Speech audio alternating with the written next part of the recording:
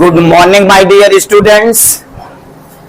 अरे भैया मेरे सारे बोल्ड स्टूडेंट कैसे हैं? कैसे हैं मेरे सारे प्यारे बच्चे? क्या आप स्वस्थ हैं, मस्त हैं, व्यस्त हैं, जबरदस्त हैं? क्या आपके पेरेंट्स भी बेहतर हैं? Thank you so much. यकीनन बच्चों एक बार मैं फिर से कह रहा हूं, चाहे आप 9वीं क्लास में हो, चाहे आप 10वीं क्लास में हो, चाहे आप 11वीं क्लास में हो, चाहे आप 12वीं क्लास में हो, या आप किसी कंपटीशन की तैयारी कर रहे हो, यदि आपकी इंग्लिश ग्रामर बिल्कुल वीक है, कमजोर है, बिल्कुल नहीं आ रहा है, तो ओके इंग्लिश क्लासेस इसी दृष्टिकोण से बनाया गया है, या इसी दृष्टिकोण को ध्यान में रखते हुए कि जिन बच्चों की इंग्लिश ग्रामर कमजोर है वो ओके इंग्लिश क्लासेस में पढ़कर अपनी ग्रामर को परफेक्ट कर सकते हैं। ये ओके इंग्लिश क्लासेस हर एक भारतीय के लिए है, कोई भी पढ़ सकता है, कहीं पे 1 रुपया आपको अदा नहीं करना है और क्रमबद्ध तरीके से आपको वीडियो मिलेंगी। पार्ट 1 से मैंने पढ़ाना शुरू किया है और पार्ट 1 से आप पढ़कर बिल्कुल शिखर तक जा सकते हैं, अर्थात 0 से शिखर तक। क्योंकि बहुत आज भी ऐसे पेरेंट्स हैं जिन बच्चों के पेरेंट्स के पास पैसे नहीं है, वो ऑफलाइन कोचिंग नहीं जा सकते हैं, पैसा अदा नहीं कर सकते हैं, तो यकीनन यदि मोबाइल है तो आप बिल्कुल निःशुल्क बिल्कुल मुफ्त में शिक्षा प्राप्त कर सकते हैं। पर उसके लिए आपको अपनी एक मजबूत सोच बनानी है कि नहीं, हमें पढ़ना है।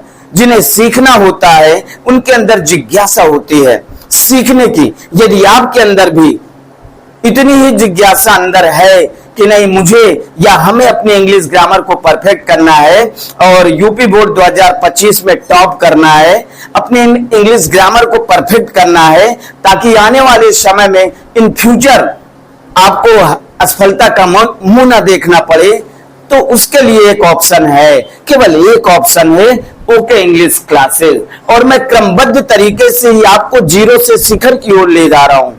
कोई भी ऐसा इंग्लिश ग्रामर में कोई भी ऐसा कंटेंट नहीं है जो न पढ़ाया जाए या जो नहीं पढ़ाया जा रहा। आई मीन सब कुछ पढ़ाया जा रहा है, बेहतर तरीके से पढ़ाया जा रहा है। एक बार मैं फिर से रिपीट कर रहा हूं कि मैंने जब शुरुआत किया था पार्ट 1 से, तो मैंने कॉन्सोनेंट अल्फाबेट वॉवेल से शुरू किया था। पार्ट्स ऑफ स्पीच पढ़ाया मैंने, इसके बाद फिर टेंसेज मैंने पढ़ाया, इसके बाद कुछ इंपॉर्टेंट यूज मैंने पढ़ाया, इसके बाद फिर पैसिव वॉइस मैंने पढ़ाया, पैसिव वॉइस के बाद प्रीपोजिशन पढ़ाया, और प्रीपोजिशन के बाद ये एक्सलेज अर्थात मॉडल्स आप पढ़ रहे हैं बिल्कुल क्रमबद्ध तरीके से। सॉरी, कोई भी पार्ट आगे पीछे नहीं है, बिल्कुल क्रमबद्ध तरीके से आप पढ़ रहे हैं। तो लल्ला, आप चाहे कहीं से भी हैं, कहीं से भी हों, बस आपके अंदर सीखने की यह जिज्ञासा है, तो ओके इंग्लिश क्लासेस आपके लिए हाजिर है। बस आपको पूरे मन से, पूरे लगन से और पूरे निष्ठा से पढ़ना होगा। यदि आपने मन लगाकर ओके इंग्लिश क्लासेस में पढ़ाई की और बेहतर नोट्स तैयार किया, नोट्स तैयार करते हुए यदि आपने पढ़ाई की, तो यकीनन इस बात की मैं गारंटी देता हूं कि वर्तमान से लेके भविष्य तक में आप कभी असफल नहीं हो सकते, कभी आप असफल नहीं हो सकते। ओके इंग्लिश क्लासेस में पढ़िए ना भाई, पढ़िए ना, बिल्कुल कास्ट ऑफ फ्री है, कहीं पे भी 1 रुपया नहीं देना है और बेहतर तरीके से पढ़ना है। यदि आप बेहतर तरीके से ओके इंग्लिश क्लासेस में जो भी कंटेंट पढ़ाया जा रहा, यदि आप सच कह रहा हूं ईमानदारी से पढ़ते हो, तो you will be perfect in English grammar. आप इंग्लिश ग्रामर में बिल्कुल परफेक्ट हो जाएंगे, इस बात की मैं गारंटी देता हूं। चलिए, once again thank you all of you. Come to the point. In fact आप यूज ऑफ मॉडल्स पढ़ रहे हैं। आज जो यूज है, आज आपको जो पढ़ना है, जो टॉपिक पढ़ना है, जो कि काफी यूज में आता है, आज यूज ऑफ नीड पढ़ना है। क्या पढ़ना है बेटा? आज आपको नीड का प्रयोग देखना है। क्या देखना है? नीड का प्रयोग देखना है। क्या देखना है भैया? नीड का प्रयोग देखना है। तो please try to understand everyone. मेरे सारे बोल्ड स्टूडेंट्स ध्यान देंगे, ध्यान से सुनेंगे, ध्यान से पढ़ेंगे और नित्य पढ़ाई करेंगे। नित्य पढ़ाई करना बहुत ही आवश्यक है। जैसे नित्य भोजन करते हैं उसी तरह नित्य पढ़ाई करना है आपको। पढ़ाई भी एक, सच बताऊं, एक काले बर्तन की तरह होता है। जैसे काले बर्तन को पहले जितना रगड़ा जाए उतना सफेद होता है, उसी तरह जितनी पढ़ाई की जाए, जितना अभ्यास किया जाए, उतना ही ज्ञान बढ़ता है। क्या मेरी बात समझ में आ गई? क्या मेरे सारे बोल्ड स्टूडेंट्स इस बात को बेहतर तरीके से समझ गए? Thank you so much. अब देखिए, आपको please try to understand everyone. अरे भैया, क्या आप रेडी हो गए? रेडी हो गए? Very good. चलिए देखिए, यूज ऑफ नीड। क्या भाई, कोई कह रहा हम रेडी नहीं हुए? क्यों नहीं रेडी हो रहे हो भाई? ये तो बहुत गंदी बात है। जब पढ़ाने की बारी आ गई है तो बेटा, जब आपको पढ़ना है तो बिल्कुल एकाग्र होकर पढ़ना है। अटेंटिव होना पड़ेगा, आपको अटेंटिव होना पड़ेगा, तभी आपको सफलता मिलेगी। जब तक आप किसी कार्य में अपने आप को केंद्रित नहीं करते हो, अपने मस्तिष्क को केंद्रित नहीं करोगे, तो वो सारी बातें आपको कैसे समझ में आएंगी? कैसे समझ में आएंगी? तो बेटा, चाहे जब भी आप पढ़ाई करिए तो मस्तिष्क को केंद्रित करके पढ़ाई करिए। जो भी पढ़ोगे, जो भी समझोगे, बेहतर तरीके से समझ में आ जाएगा और आपके मस्तिष्क में, आपके माइंड में फिक्स हो जाएगा। तो एकाग्र होकर पढ़ना ये बहुत ही अच्छी आदत है। ओके, तो इसलिए बेटा मस्तिष्क को एकाग्र करके पढ़िए और समझने की कोशिश करिए। हर एक बात आपको समझ में आ जाएगी। Okay, very good, that is wonderful. चलिए, यूज ऑफ नीड। नीड का अर्थ क्या होता है? आवश्यकता होता है। क्या होता है? नीड का तात्पर्य, नीड का अर्थ क्या होता है? आवश्यकता होता है। ठीक है, अब देखिए, दो पॉइंट है जो कि आपको याद रखने बहुत आसान है। ठीक है, आसान है। क्या बताया गया? नोट मतलब विशेष बात। विशेष बात आपको इसमें क्या याद रखनी है? अरे भैया, अरे लल्ला, अरे मेरे बोल्ड स्टूडेंट्स, समझिए, नीड का प्रयोग, क्या बताया गया? नीड का प्रयोग निगेटिव, अरे निगेटिव मतलब नकारात्मक वाक्य। क्या होता है निगेटिव मतलब? नकारात्मक। जिस वाक्य में नहीं शब्द आए उसे निगेटिव सेंटेंस कहते हैं। क्या बात समझ में आ गई? आ गई, शाबाश। देखिए, नीड का प्रयोग निगेटिव तथा इंट्रागेटिव सेंटेंस। अरे भैया, अब इंट्रागेटिव आ गया। इंट्रागेटिव का मतलब, घबराइएगा नहीं, बता रहा हूं। इंट्रागेटिव सेंटेंस का मतलब प्रश्नवाचक वाक्य है ना। जिस वाक्य में प्रश्न पूछे जाएं, जिस वाक्य में क्या, कब, कौन, कैसे, कहां, किसे आदि शब्द आ जाते हैं, तो वह वाक्य इंट्रागेटिव सेंटेंस कहलाता है। तो बताया गया इंट्रागेटिव सेंटेंस में किया जाता है। अरे भैया, ये तो बड़ा आसान है। अरे सर, आपने तो बड़ा आसानी से बता दिया। क्या बता दिया भैया? सुनिए कि नीड का प्रयोग निगेटिव तथा इंट्रागेटिव सेंटेंस में किया जाता है। नीड का प्रयोग निगेटिव तथा इंट्रागेटिव सेंटेंस में किया जाता है। ये पॉइंट क्लियर हुआ ना लल्ला? क्लियर हो गया ना? क्लियर हो गया ना राजा बेटा? क्लियर हो गया ना रानी बिटिया? शाबाश। दूसरा पॉइंट देखिए, नीड के द्वारा, क्या बताया गया? नीड के द्वारा आवश्यकता, जिसको इंग्लिश में आवश्यकता को नेसेसिटी बोलते हैं, NECESSITY। नीड के द्वारा आवश्यकता तथा बाध्यता, बाध्यता मतलब कंपल्सन, COMPULSION, कंपल्सन प्रकट होती है। अर्थात बताया गया नीड के द्वारा आवश्यकता तथा बाध्यता प्रकट होती है। क्या ये दो पॉइंट क्लियर हो गए लल्ला? क्या दो पॉइंट क्लियर हो गए रानी बिटिया? शाबाश। देखिए, जैसे आया, तुम्हें रमन के विषय में चिंता करने की आवश्यकता नहीं है। अरे भैया, तुम्हें रमन के विषय में चिंता करने की आवश्यकता नहीं है। तो इसमें क्या आया? देखिए, आवश्यकता आया। आया, आवश्यकता आया। तो भैया अब सबसे पहले देखो, तुम्हें रमन के विषय में चिंता करने की आवश्यकता नहीं है। अरे भैया, इस वाक्य में नहीं आ रहा है, नहीं आ रहा है, तो क्या ये निगेटिव सेंटेंस है? Yes, this is negative sentence. Negative sentence है क्योंकि इसमें नहीं आ रहा है ना। क्या बताया गया? नीड का प्रयोग निगेटिव सेंटेंस तथा इंट्रागेटिव सेंटेंस में किया जाता है ना। और इसमें क्या है? आवश्यकता। तो इस वाक्य में नीड लगेगा या नहीं लगेगा? लगेगा ना, लगेगा ना। चलिए देखिए, कैसे अनुवाद करेंगे? तुम्हें रमन के विषय में चिंता करने की आवश्यकता नहीं है, तुम्हें मोहिनी के विषय में चिंता करने की आवश्यकता नहीं है। अरे भैया तुम्हें मोहन के विषय में चिंता करने की आवश्यकता नहीं है, तुम्हें अपने माता पिता के विषय में चिंता करने की आवश्यकता नहीं है। ऐसे सेंटेंस, चलिए देखिए, जैसे कहा गया कि यू नीड लगा, अब निगेटिव आएगा तो भैया नीड के साथ नॉट लग जाएगा ना, तो यू नीड नॉट। अब चिंता करना क्या माने होता? वरी,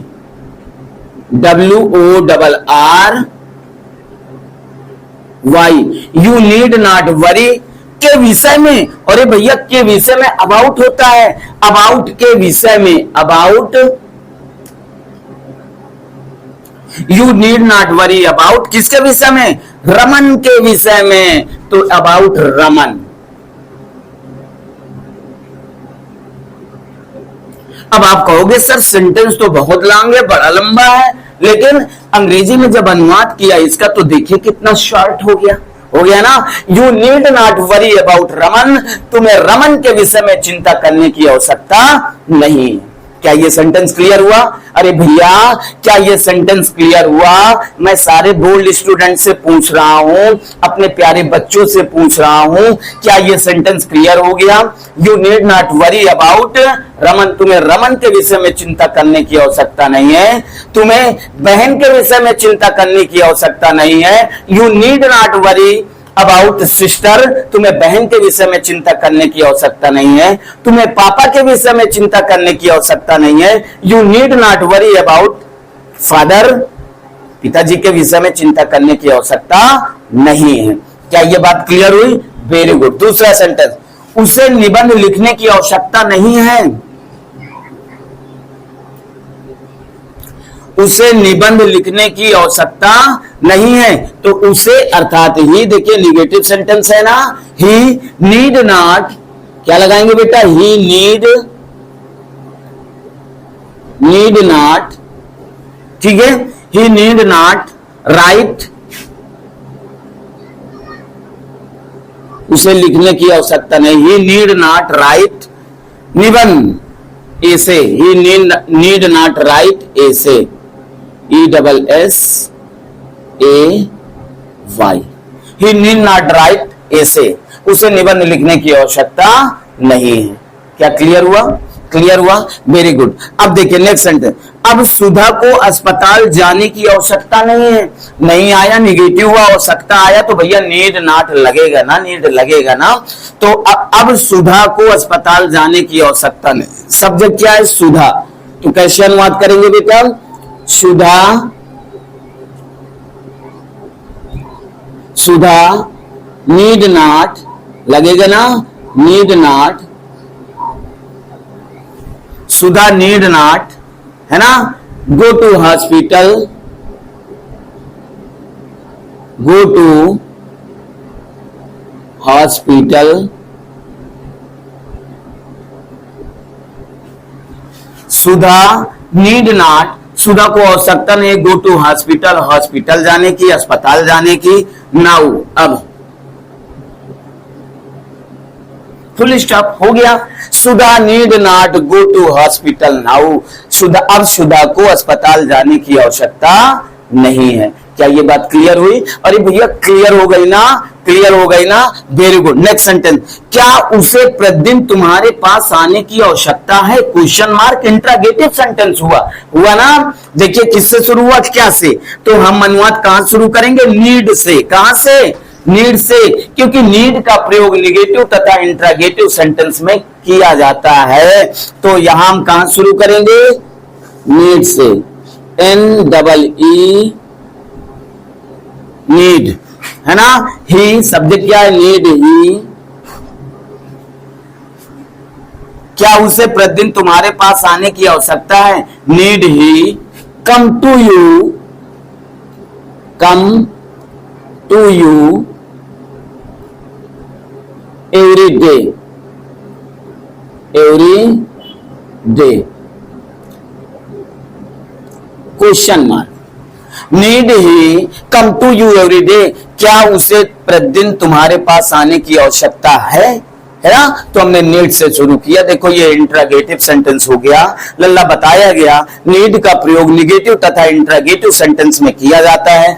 ये आपके 3 निगेटिव सेंटेंस हैं और ये आपका इंट्रोगेटिव सेंटेंस है।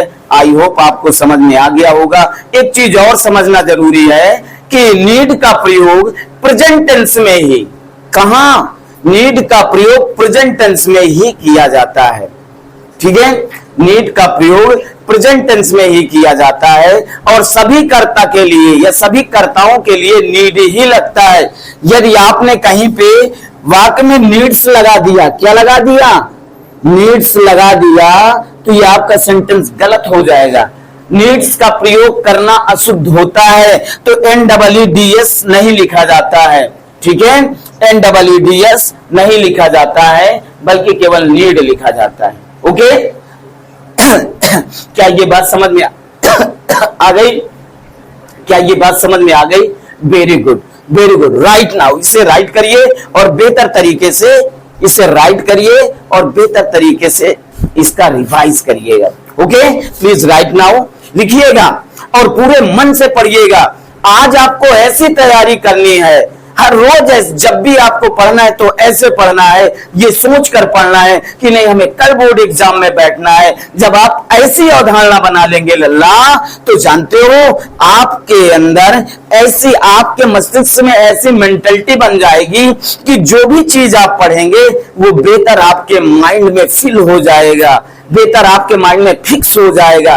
थोड़ा चिंता करके तो पढ़िए ना, थोड़ी चिंता तो होनी चाहिए। चिंता का तात्पर्य यह है कि पढ़ाई की चिंता करनी चाहिए।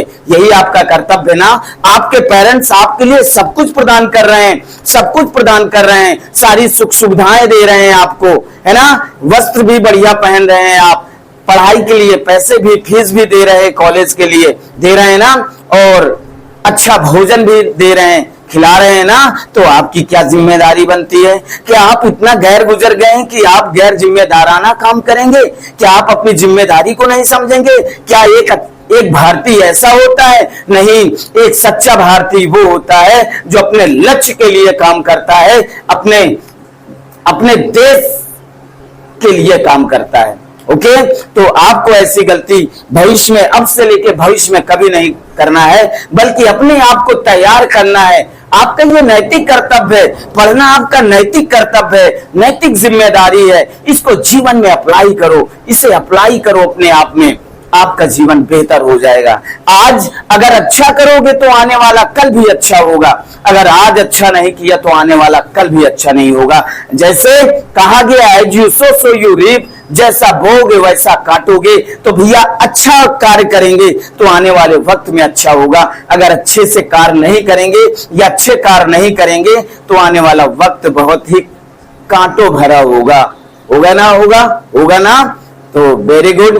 मेरा मानना है कि ओके इंग्लिश क्लासेस के सारे बोल्ड स्टूडेंट्स हैं, अपने लक्ष्य को भेदेंगे, लक्ष्य को क्रैक करेंगे, अपने उद्देश्य के लिए कार्य करते हो बोल्ड स्टूडेंट्स। पूरा उम्मीद करता हूं, पूरी आशा करता हूं कि ओके इंग्लिश क्लासेस का हर एक स्टूडेंट बोल्ड स्टूडेंट्स है, पढ़ लिख कर बेहतर बनकर एक देश का अच्छा नागरिक बनकर देश की सेवा के लिए समर्पित होगा, एक देश की सेवा के लिए समर्पित होगा। Thank you so much watching from my video. Always go ahead. जय हिंद, जय भारत, वंदे मातरम।